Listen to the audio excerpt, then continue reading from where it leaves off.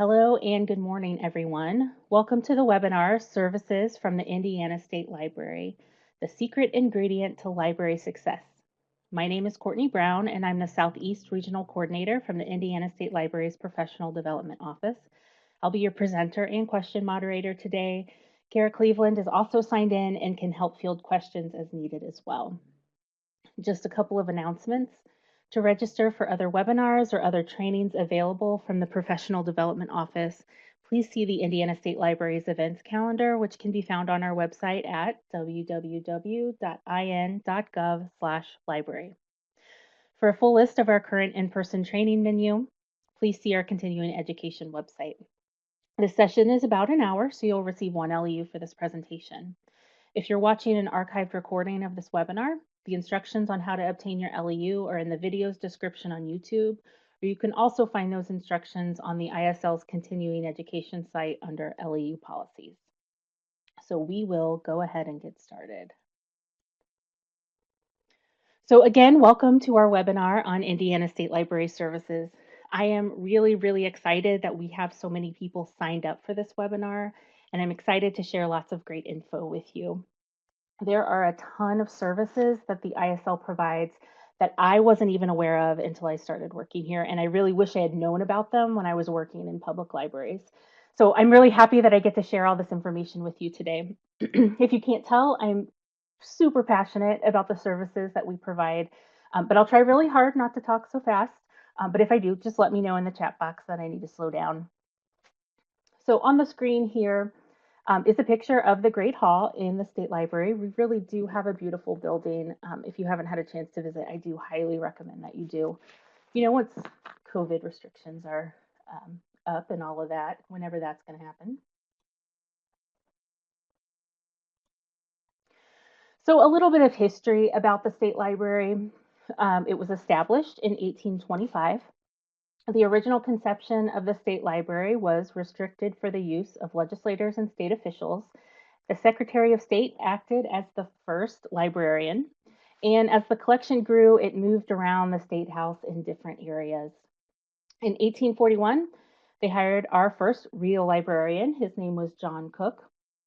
His salary was $300 a year, and his job duties were to keep the library neat, be open at all times during the session of the legislature, take care of the books, dust the carpets in the legislative chambers, mend the fence and gates around the State House Square, and mow the lawn.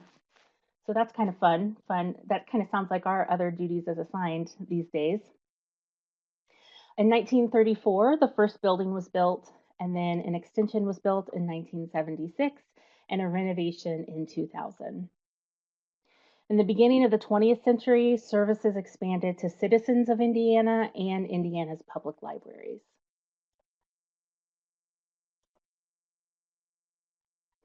So the State Library is broken into two sections. There's public services and statewide services. Public services is the day-to-day working with the public side of the library. Anyone can come into the state library and use its resources, and anyone in the state of Indiana can get a library card at the state library.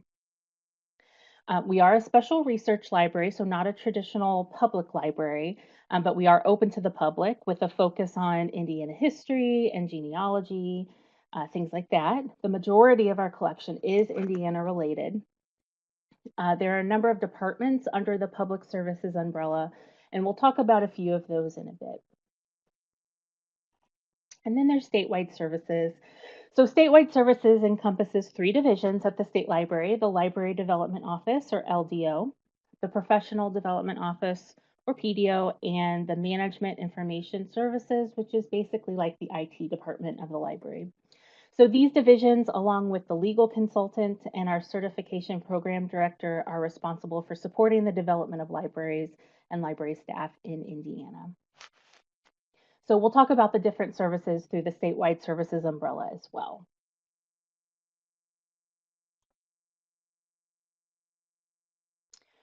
So we'll jump right into public services. One thing I always like to point out is that the librarians working in the different divisions at the State Library are specialists in their field, and they're more than happy to help you If you come across, a particularly challenging reference question that deals with Indiana history or genealogy, not only are they serving the public, but they're serving Indiana library staff as well. On the main page of the library's website, there's an Ask a Librarian link. Feel free to use that link to reach out to an ISL librarian.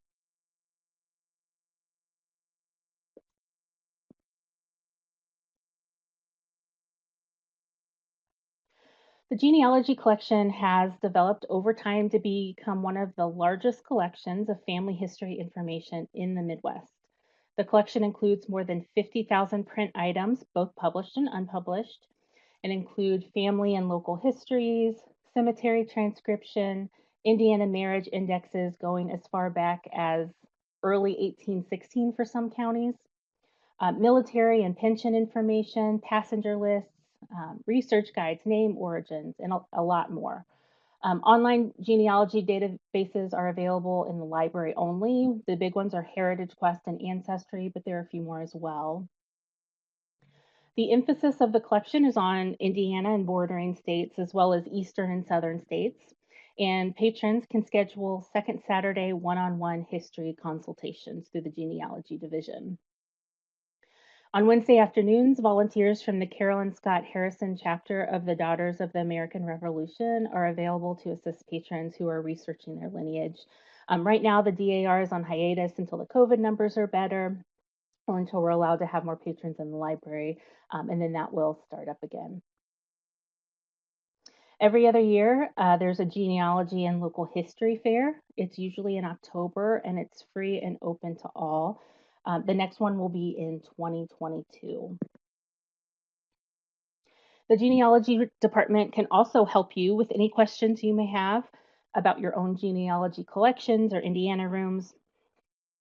If you're wondering about collection development, things like that, you can use the Ask a Librarian link to request those services. Also, the department will interlibrary loan select books from our collection to any Indiana library that uses Info Express.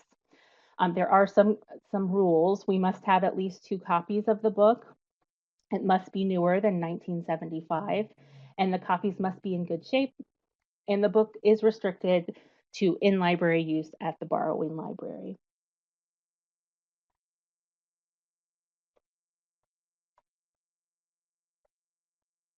The Indiana collection holds one of the broadest collections of reference material about all aspects of Indiana, both historic and current, and in print and non-print format.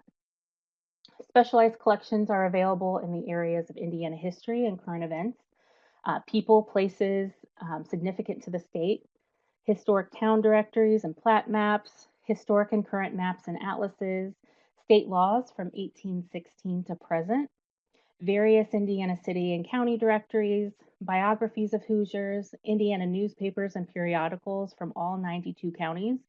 The oldest is from before Indiana was even a state. So we have those from 1804 to present. There's also a lot of good stuff going up in the digital collections. The Indiana division has established the following collections, and they try to include items from across the state. So local libraries should check these out. There's charitable organizations and philanthropy, Civilian Conservation Corps newsletter, company employee newsletters, education in Indiana, Indiana historical legislative documents. There's a map collection, and Indiana Trade Association and club publications and trade catalogs. So you can see the full collection list at that first link that's listed on the slide, and I'll go ahead and stick that in the chat box as well.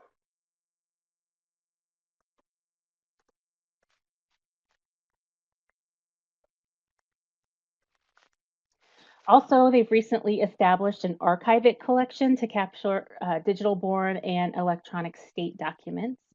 The Archive It collection can be found at that second link there on the slide, and I'll also put that in the chat box as well.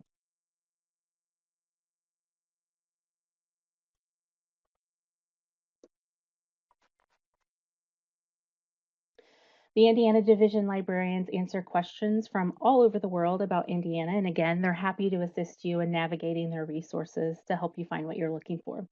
So you can also contact them through that Ask a Librarian link on our website. The Indiana Young Reader Center opened in 2016. It's a place for kids to learn more about Indiana and explore the literary works of Indiana authors and illustrators. The collection includes books by Indiana authors and illustrators for children and young adults. And Indiana authors and illustrators are defined as having been born in Indiana, having lived in Indiana for a significant period of time, currently live in Indiana. And it's modeled after the Library of Congress Young Readers Center, and it's the only one in a state library. So, in addition to books, the IYRC has interactive exhibits about Indiana authors. So, you can kind of see those in the picture there on the right hand side of the picture. And then they also run a number of programs, including the Indiana Early Literacy Firefly Award. They keep a database of Indiana children's authors and illustrators. And most of the youth kits that the State Library has are now managed by the IYRC staff. So we have so many kits. There are children's and YA book club kits. Those have 15 copies of each title and a discussion guide. You can check those out for 90 days and use those with your book clubs. There are Lego and Duplo kits, which are literally just a big tub of Legos that you can use with your patrons. Those are also checked out for 90 days. There are Storytime kits and Big Idea Storytime kits. Those contain books, manipulatives, music CDs, and an activity guide. So basically everything that you need to put on a story time at your library. All the planning is done for you. The Big Idea Storytime kits have additional math and science elements and some hands-on activities as well. All the Storytime kits check out for 60 days, and you do have to be on InfoExpress to check out kits. Any questions you have about the youth kits can be directed to the IYRC librarian, Suzanne Walker. Her email address is there on the screen.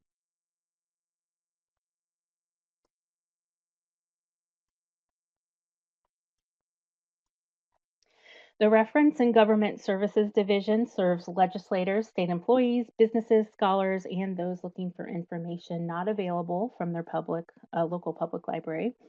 And its staff also maintains the general printed collection of the library. All sorts of resources are in this department, including federal documents. The Indiana State Library is the federal depository library for the state of Indiana. So we collect all content published by the US government and ensure public access to government records as guaranteed by law. The State Library also houses the State Data Center. So it assists the Census Bureau by distributing census and other federal statistics and provides data and training services to all sectors of the community. Our state data librarian is Katie Springer. So if you're doing something like writing a grant, Katie can help you find the stats that you might need for that grant application.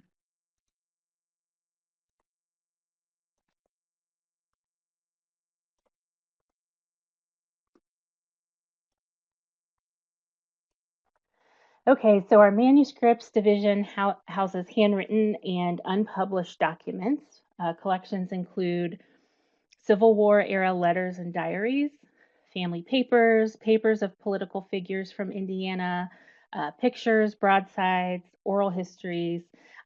This picture on the screen is an example of what we have in our collection, and I'm wondering if anybody knows what this is. If you could type in the chat box what you think this is on the screen here.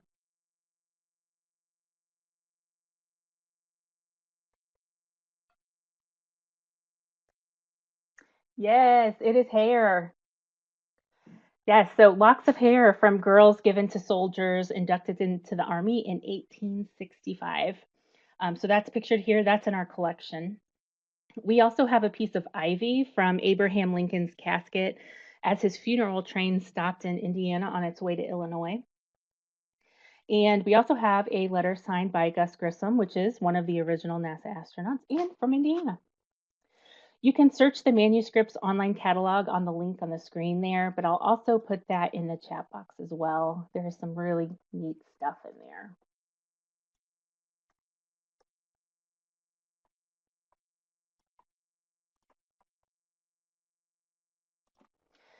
So the Talking Book and Braille Library, it's a special services division that provides materials to Indiana citizens with visual or physical impairments.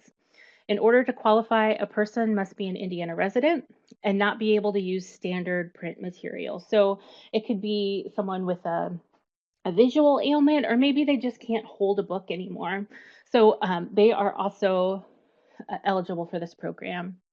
So if you have any patrons with any sort of visual or physical ailments, they can take advantage. Librarians can help patrons sign up for the Talking Book service and sign their application as a certifying authority.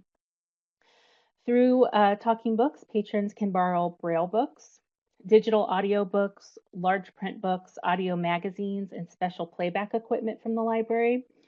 All audio and Braille materials can be downloaded from Bard using the Bard mobile app. There are never wait lists or due dates on materials downloaded from Bard, and materials are shipped directly to the patron's home, postage free both ways, and no cost to borrow materials. There's also a few ways you can utilize services from Talking Books at your library. We offer libraries large print deposit collections, which is a group of about 50 books that we'll loan you for 3 months, which you can loan to your patrons. And then after a few months, you return the books for a fresh supply. You can also sign up to have a Talking Books player to have on hand at your library to show any patrons you might think that would benefit from the program. There's also Indiana Voices program through Talking Books. This is a program that records Indiana-related books and magazines in-house for patrons of the Talking Books and Braille Library. It's a grant-funded program and relies solely on volunteers to narrate the books. This division also hosts a biannual Vision Expo, which provides an opportunity for people with vision loss, their friends and families, and service providers to learn about resources available that help promote independent living.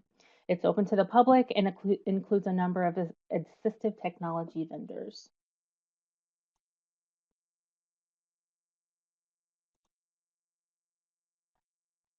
So our preservation division provides preservation and conservation treatment for the collections of the Indiana State Library, as well as information and training to the statewide library community. So for example, our conservator did a training on how to tackle bed bugs a few years ago when that was what we were all dealing with.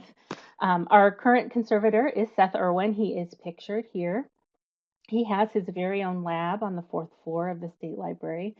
In this picture, he's working on the conservation of an 1825 map of Madison, Indiana. He documents the entire process on the library's blog, and if you're interested in learning more, I'll post that link in the chat. It's pretty fascinating, and he goes step by step, taking pictures along the way of the whole process.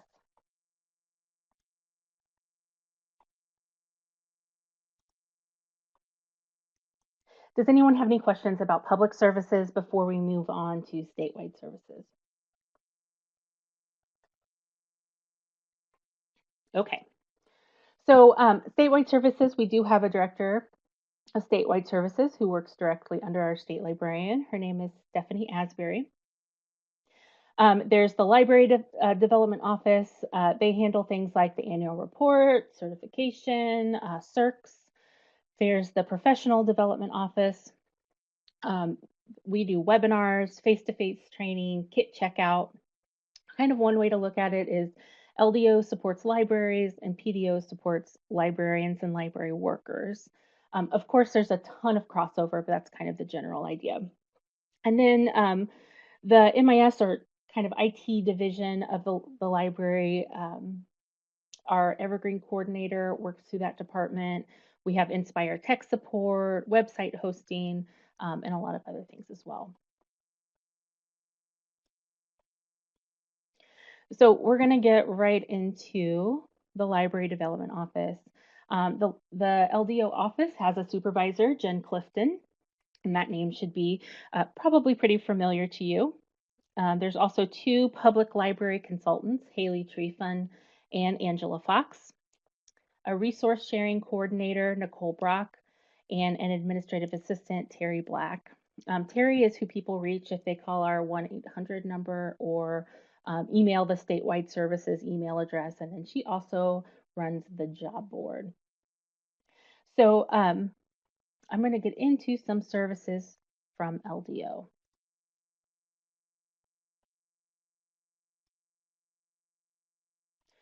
So resource sharing is one of LDO's primary services. There's Info Express, which is the statewide library delivery service provided by the Indianapolis-based Now Courier. We serve over 350 locations with Info Express. There's also CIRCS, or the Statewide Remote Circulation System. This is a shared catalog where staff and users can request books from nearly 200 participating libraries.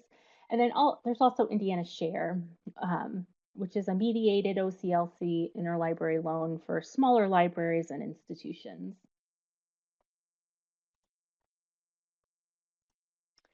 LDO also takes care of the LSTA grants. I love the tagline on this slide. It's not as easy as someone handing you a ball of cash, but close.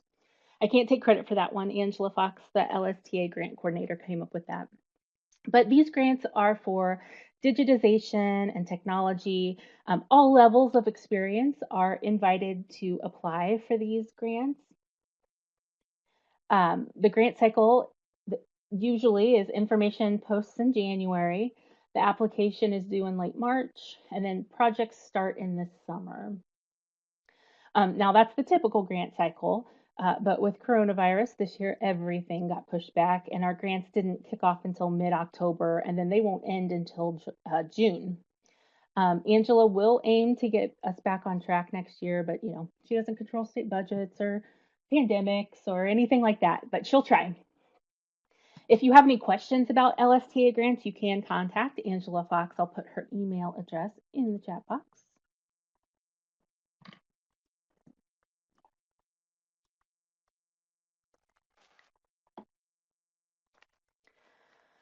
She's also happy to give you early review and feedback on your LSTA application, but only if you send it to her incredibly early in the grant cycle.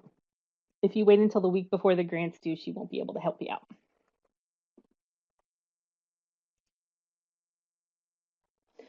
So we also have a number of statistics tables linked on our website. All of that data comes from the annual report, and you can get the all library tables on our site all the way back to 1994. But if you do want your own library's report from an earlier year, we do have those on file here. Just ask and we can get them scanned and sent to you.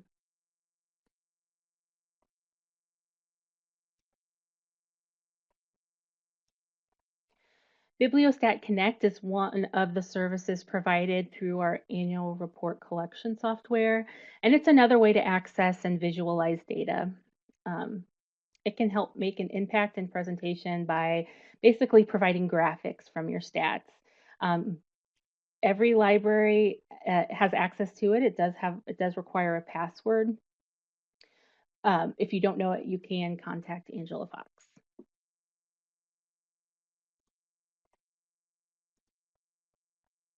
The Net Literacy Program offers free refurbished computers for libraries.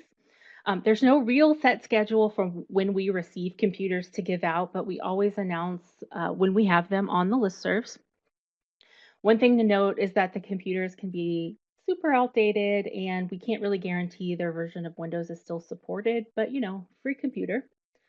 If you have a need for a computer that maybe doesn't need to be super fast, you can always email the LDO office and see if they have any on hand.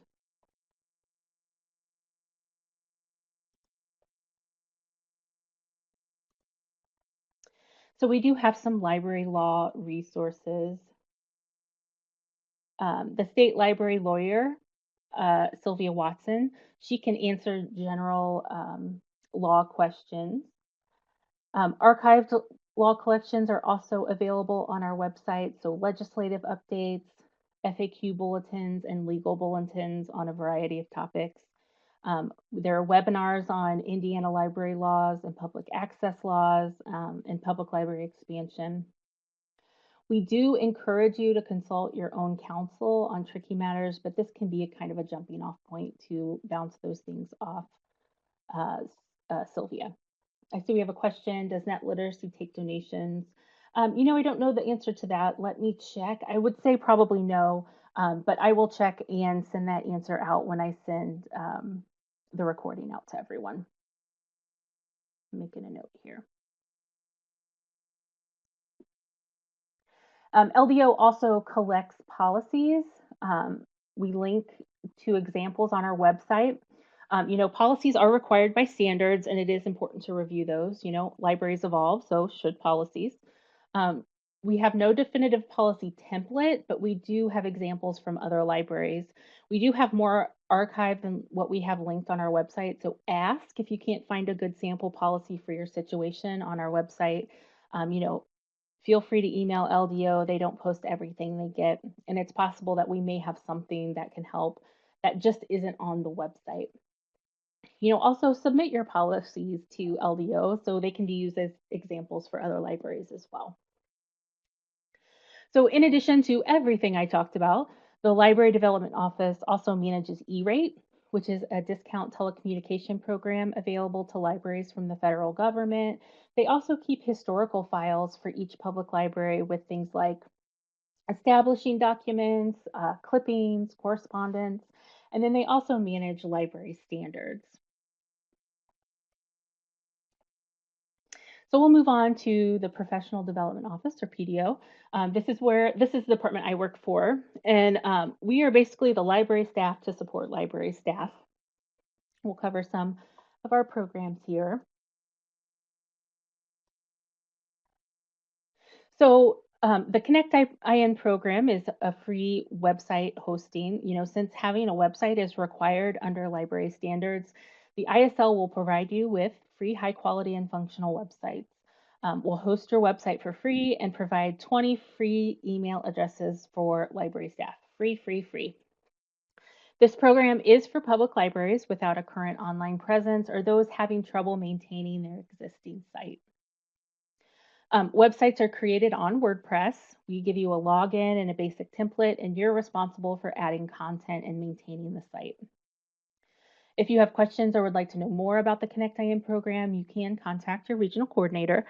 You'll be able to see who your regional coordinator is on an upcoming slide.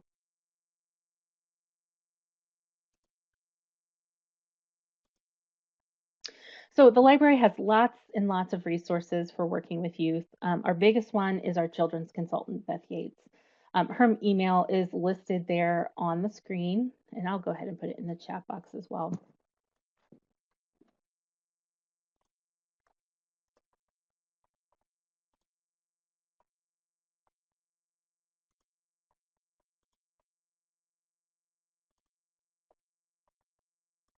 Okay.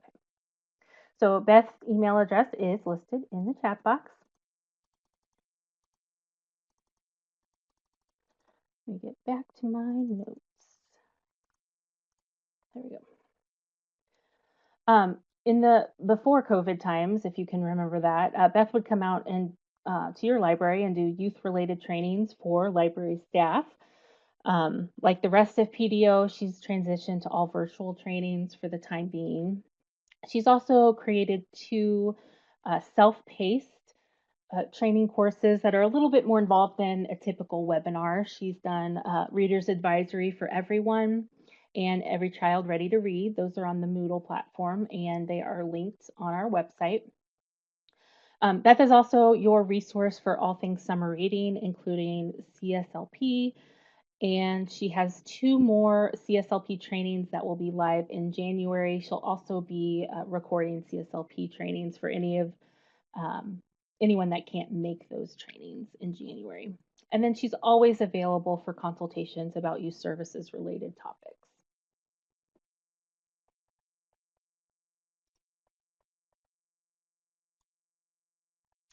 So in addition to the youth kits we talked about before in the Young Readers Center, we also have a number of tech kits that you can check out.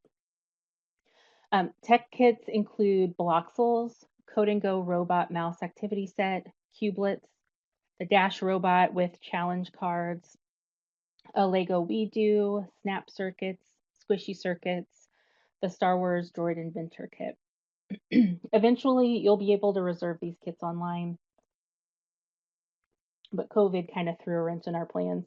So for right now, to check on availability and to check them out, contact your regional coordinator from the ISL. The tech kits can be used with your patrons and staff members or at least one staff member from your library will need to take an online training before the kit can be checked out. They can be checked out for 30 days and they are sent through Info Express, so you do have to have that service to check out the kits. We also have 2 VR kits through the state library. We use the HTC Vive.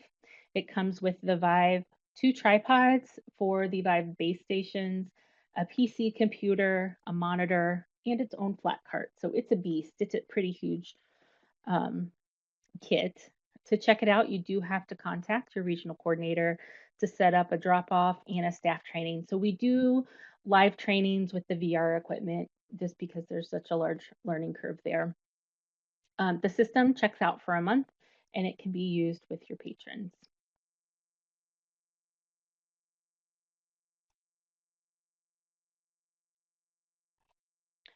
We also have a maker map that is listed on our website. I'll go ahead and put the link for that in the chat box.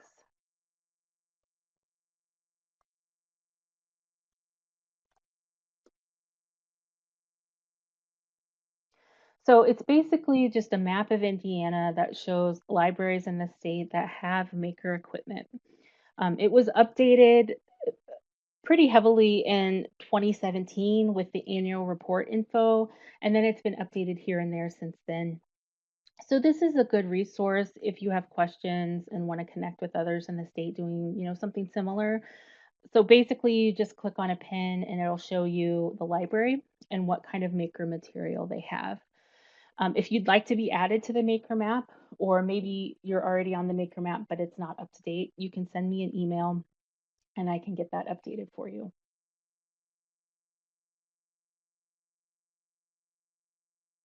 So all this talk of regional coordinators. Basically, the regional coordinators are your go-to people at the state library. If you have questions but don't know who to contact, get with your regional.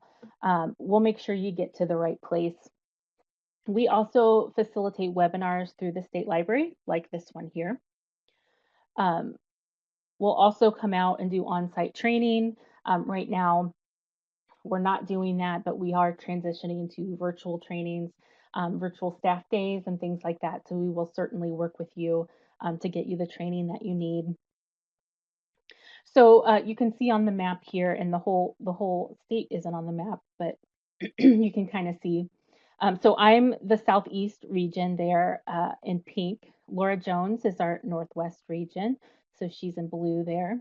Paula Newcomb is the northeast region in green, and George Bergstrom is the southwest region in yellow there. Beth Yates, our children's consultant, does trainings and webinars through the entire state of Indiana. And then Kara Cleveland is our PDO supervisor. She's often our backup. If we can't make a training, she'll hop in. So you'll probably work with her at some point as well. So basically, the entire department, we're here to support you and your library. So please, please, please take advantage of us. If you have a question, we will make sure we get you to the right person who can answer that.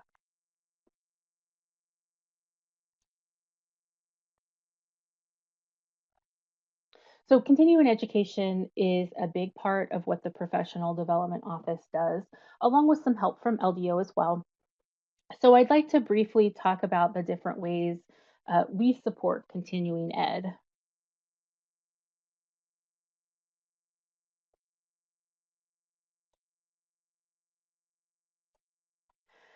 So this may look familiar to you, hopefully it does, but this is our continuing education toolkit. The website is listed at the bottom of the slide there. I'll also put it in the chat box.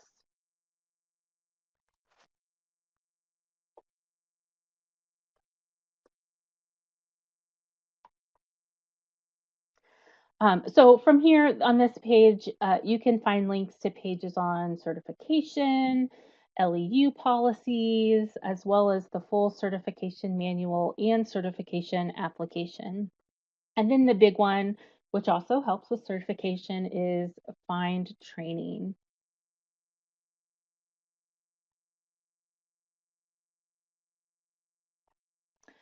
If you go to the Find Training page, you'll see ISL provided training at the top. So this includes online training. That means it's our upcoming webinar series. And this is an older screenshot. I promise that we don't have 2018 webinars advertised on our website.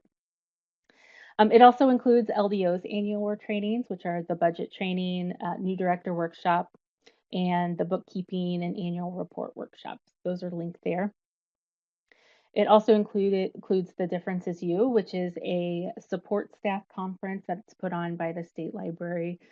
It was online this year. Hopefully we'll get to have it in person next year.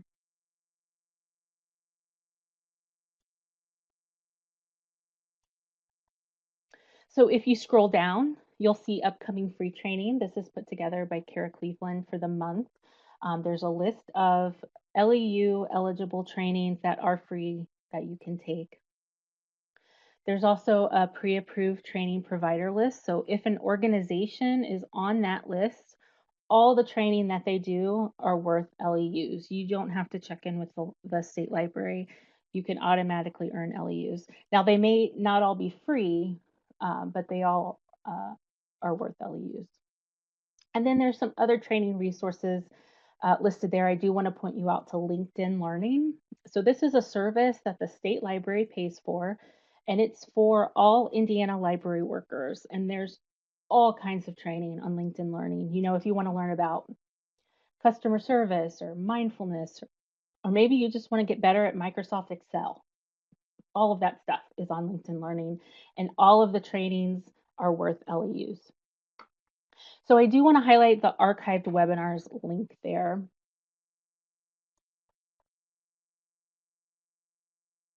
So this is fairly new. We started this maybe a couple of years ago.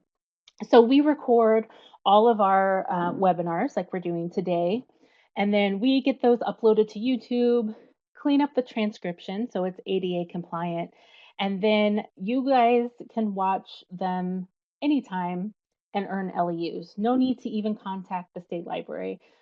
Those recordings can be watched and earn LEUs in-house.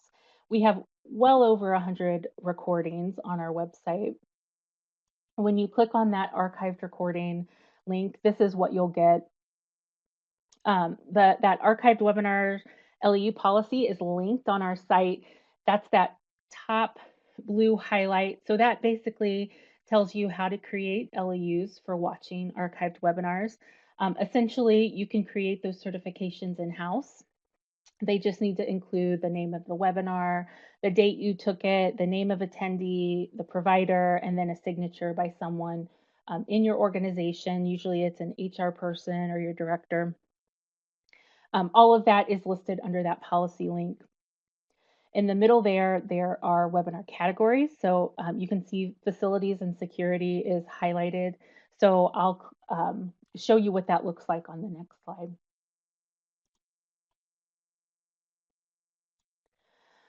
So here's the page for the Pests in the Library webinar. So you can see the tags, you can see how many LEUs the webinar is worth, the description of the webinar, the date it was given, and the presenter's name.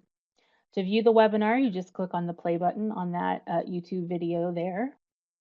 And we are constantly adding new content.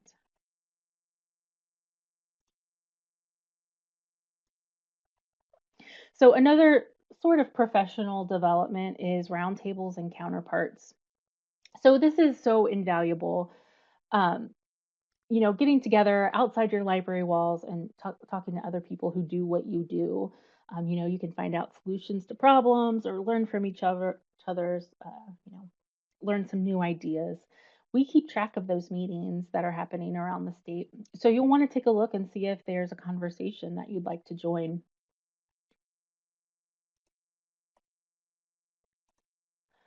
So the link is listed under Find a Training on the Continuing Ed site, and this is just a little snippet of what it looks like. So you can get the name of the roundtable, the coverage area, the topic of discussion, how often they meet, and the contact person for the roundtable.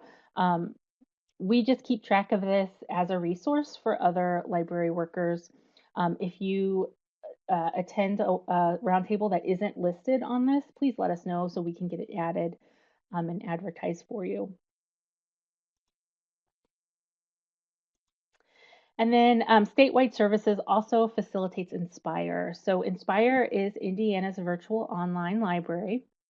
It's a collection of online databases and other information resources that can be accessed by Indiana residents.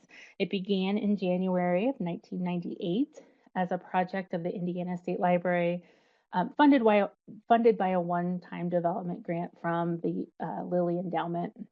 And then since it's been supported by the Indiana General Assembly through Build Indiana funds and IMLS. Inspire includes full text magazines and journal articles, websites, pamphlets, images, almanacs, full text historic newspapers, multimedia, library catalogs, so much more. In most cases, Inspire provides cover to cover indexing and abstracts of all articles that appear in every periodical. There's databases geared toward K through 12. There are some more entertainment databases. You can have access to things like People Magazine. We recently added Learning Library Express, and it has school and career practice tests and study guides and a lot of useful information. In the upcoming year, 2021, PDO is going to spend a lot of time working with Inspire and training on Inspire. So if you'd like to learn more about that, keep an eye on the listservs and we'll start advertising for those. Digital collections are hugely important to the state library. We have Indiana Memory. So that's a web portal of all things Indiana, news, magazines, AV material, photos, all kinds of stuff. And then we also have Hoosier State Chronicles. That's a database of historical newspapers. And that material comes from your collections. And we want to be able to help other libraries digitize. So at that end, we do offer training by request. So maybe you want to learn how to install and use Content DM, or you want to learn about metadata or the best scanning practices. That kind of training is available through the state library. We also loan equipment. Maybe you have a small project to work on and you don't want to, buy a bunch of equipment for a very small project, or maybe you just want to test some equipment out and see what to buy.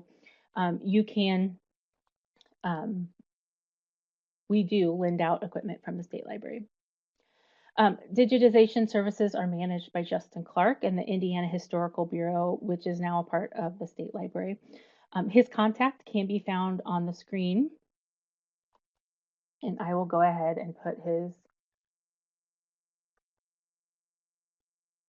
email address in the chat there so he can answer all your questions about that and also provide training.